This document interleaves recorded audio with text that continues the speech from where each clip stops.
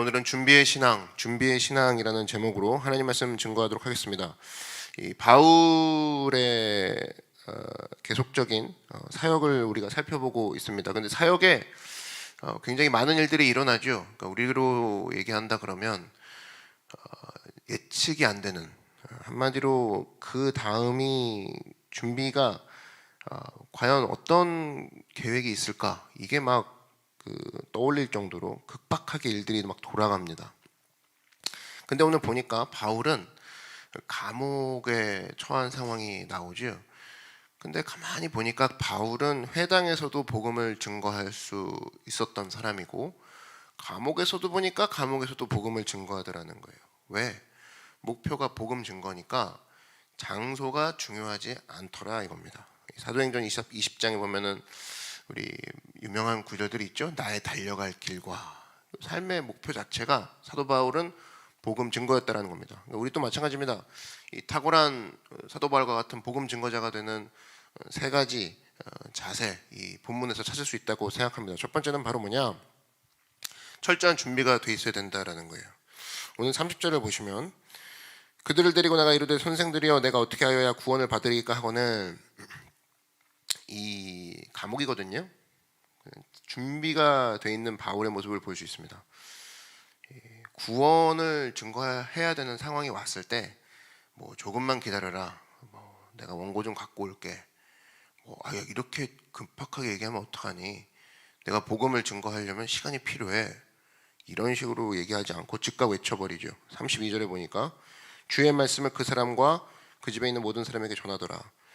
즉시 불러놓고 부흥해 할 정도로 바로 준비가 되어 있다는 겁니다. 베드로전서 3장 15절에 너희 마음에 그리스도를 주로 삼아 거룩하게 하고 너희 속에 있는 소망에 관한 이유를 묻는 자에게는 대답할 것을 항상 준비하되 온유와 두려움으로 하고, 소망의 이유를 사람들이 물을 거라는 거예요. 그때 버벅거리지 말고 너 예수 왜 믿니? 얘기할 줄 알아야 된다는 거예요. 또 예수 믿었을 때 힘들고 어려울 때 뭘 붙잡고 일어났어? 뭘 붙잡고 일어나는 중이니? 라고 세상 사람들이 물을 거라는 거예요. 그때 얘기할 수 있는 준비가 되어 있느냐? 한마디로 준비의 모습, 성경이 강조하고 있다는 겁니다. 여러 사람들이 있는데 쓰임받는 사람이 있고 또 꿈만 꾸는 사람이 있습니다. 이 두 가지는 사실은 얘기해봐라 그러면은 거기선 구분이 잘 안 돼요. 너 뭐 좋아하니? 너 어디에 쓰임받고 싶니? 얘기는 막 해요. 근데 한 사람은 열매를 맺고 한 사람은 열매를 맺지 못한다라고 했을 때 그 뒤에 질문까지 해야 되는 거죠. 그 꿈을 위해서 네가 코스트를 지불하고 있는 게 뭐가 있니? 라고 했을 때 한 사람은 저의 시간을 드리고 있습니다. 저의 희생을 치르고 있습니다. 이 사람은 꿈을 이뤄요. 근데 한 사람은 정말 꿈만 얘기하고 있는 거거든요. 그럼 이 사람은 열매가 없는 거죠. 사도 바울은 복음 증거가 꿈이었어요. 대가는 뭐냐? 감옥에 갇히고 또 이렇게 어려움 가운데 고난 가운데 처할 줄도 알고, 그러나 이것이 그에게는 대가였다라는 거예요. 대가를 치르면서 목표 가운데 나가더라 열매를 맺는 거죠. 여러분, 우리 삶 가운데 언제나 그렇습니다. 많은 사람이 그런 얘기를 해요. 나에겐 기회가 안 온다고. 기회가 안 온 게 아닙니다. 기회가 또 오면 뭐라고 합니까? 그런 사람은 기회가 오면 또 준비가 안 됐대요. 참 준비가 안 된 얘기, 그건 옳은 얘기예요. 준비가 안 됐으니까 기회가 무지무지하게 온다 그런다 할지라도 열매가 없습니다. 기회가 이렇게 얘기하면 되는 거죠. 정확히 얘기하면 기회는 누구에게나 와요. 근데 열매 맺는 사람은 준비된 사람, 그 사람이 열매를 맺는 거죠. 그래서 여러분, 준비되지 않으면 기회가 와도 할 수 없다는 겁니다. 준비돼야 된다는 거예요. 철저한 준비로 사도 바울과 같이 언제나 나의 목표, 그 목표를 향해서 내가 지불하는 인생, 그 준비죠. 지금부터 준비한다. 지금부터 내가 나의 꿈을 위해서 대가를 치르고 있다. 언제나 이 모습으로 삶 가운데 열매 맺는 철저한 준비에 서 있는 믿음의 성도가 되기를 주의 이름으로 축원합니다. 또 하나는 뜨거운 마음이 있어야 된다는 거예요. 사도 바울 철저한 준비와 동시에 예수님을 향한 뜨거운 마음이 있었습니다. 뜨거운 마음. 많은 사람들이 이제 착각을 합니다. 마음은 잘 안 보인다. 겉으로만 보이는 게 육신이 이제 전부다 생각하는데, 여러분 이제 정말 마음이 안 보입니까? 인간이 영적인 존재죠. 딱 보면 느낌이라는 게 있다는 거예요. 그 얼굴빛이라는 게 있고, 그죠? 뭔가 쎄한 거예요. 뭐 이렇게 얘기하는 것처럼 한마디도 안 했는데 상대방의 마음이 느껴지고 상대방의 그런 태도에서 어떤 영혼까지 읽는다 그러면 여러분 다 아시죠? 집에 뭐 가서 말 안 해도 엄마 표정 금방 알죠? 아, 오늘 집안 분위기 안 좋아. 엄마가 막 오늘 집안 분위기 안 좋단다 얘야 이런 얘기 안 해도 우린 느낌이 알죠. 그러니까 뭔가 그 얘기 안 한 그 무엇이 있다라는 거. 사도 바울 주님을 향한 마음이 그 가운데 타오르고 있었어요. 주변 사람이 과연 몰랐을까? 알았죠. 25절 한번 보십시오. 한밤중에 바울과 실라가 기도하고 하나님을 찬송하며 죄수들이 듣더라. 죄수들이 듣더라. 이거 이런 말 뭐하러 써놓습니까? 그냥 죄수들이 듣지 안 듣겠습니까? 찬송하는데 감옥에서 그 좁은 데서. 이건 경청하더라 그 뜻이에요. 경청하더라. 사도 바울과 실라가 찬송할 때 죄수들이 새겨 듣더라 그 얘기입니다. 그러니까 바울과 실라의 마음 속에 있는 것을 읽고 있더라 그 뜻이에요. 원어를 보면 사도 바울과 실라가 지금 찬양하는 가사가 어떤 내용인지를 곱씹어 듣고 있더라 그 내용입니다. 그러니까 이 사람들이 바울과 실라의 마음까지 봤다 그 얘기죠. 이 땅 살면서 여러분 그 믿는 사람이라 치면은 뭐 이렇게 교회 다니는 사람만 여러분의 마음을 읽지 않아요. 교회 안 다니는 사람도 여러분의 마음을 읽을 수 있다고. 그러니까 뭐 교회 그러면 이제 목사님만 주로 떠올려가지고 목사님만 성도의 마음을 읽는구나.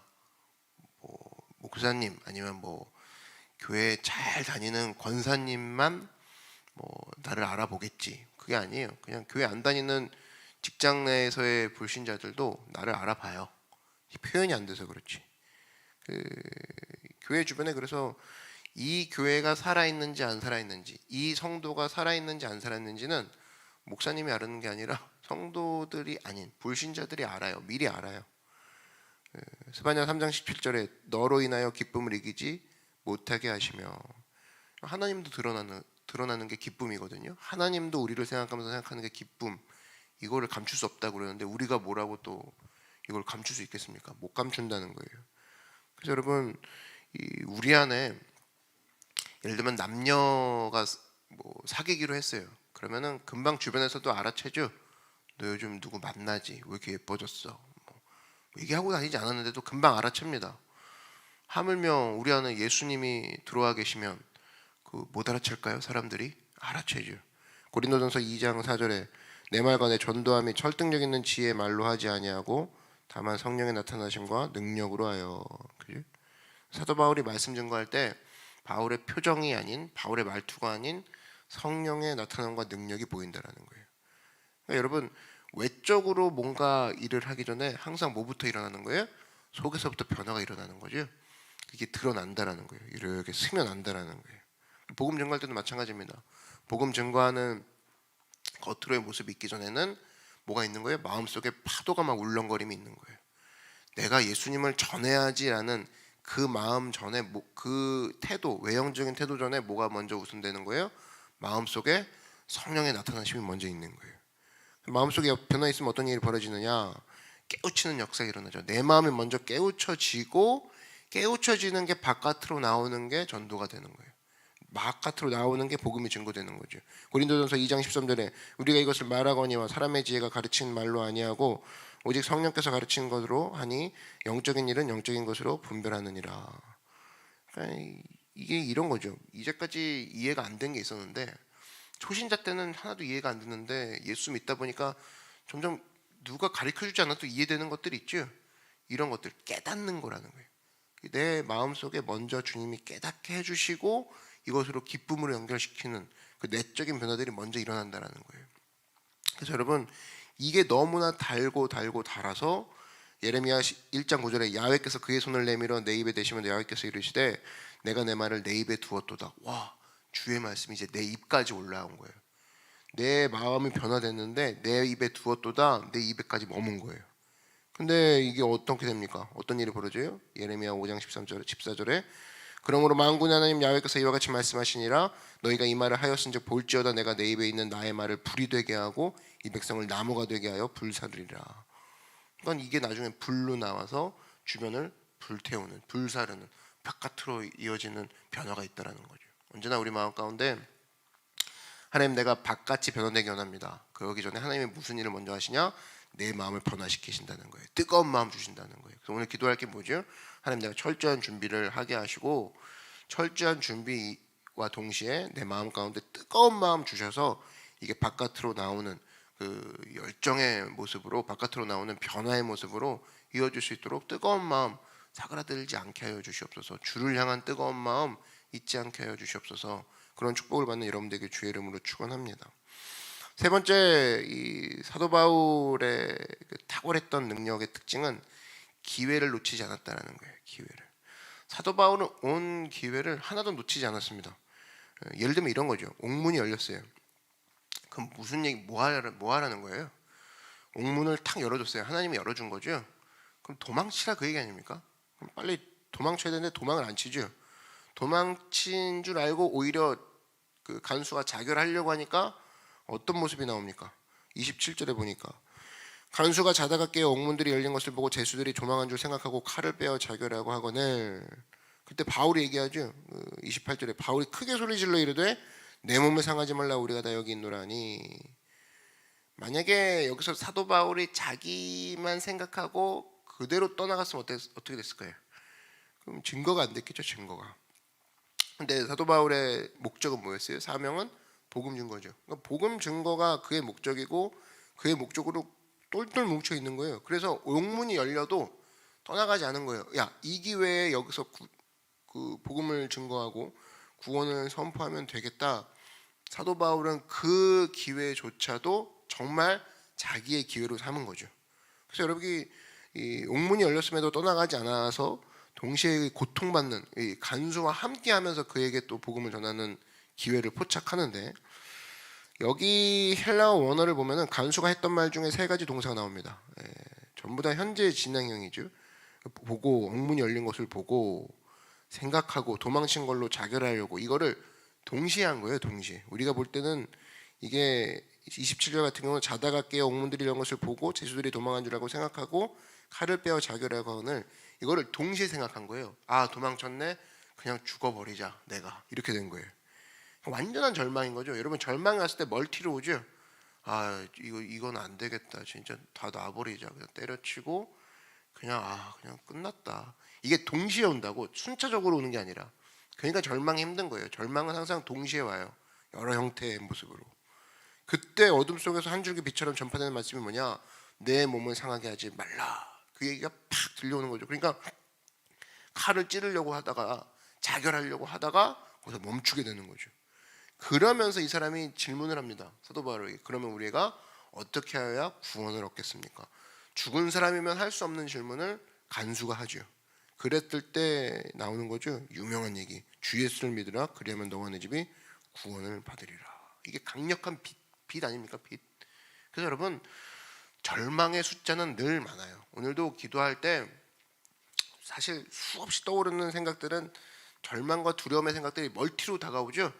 그래서 그래 잘 해보자. 근데 그 사람 어떻게? 그래 그 사람 내 관계 근데 그 환경 어떻게? 이게 동시에 온다고. 어디서부터 해야 돼? 이런 거죠.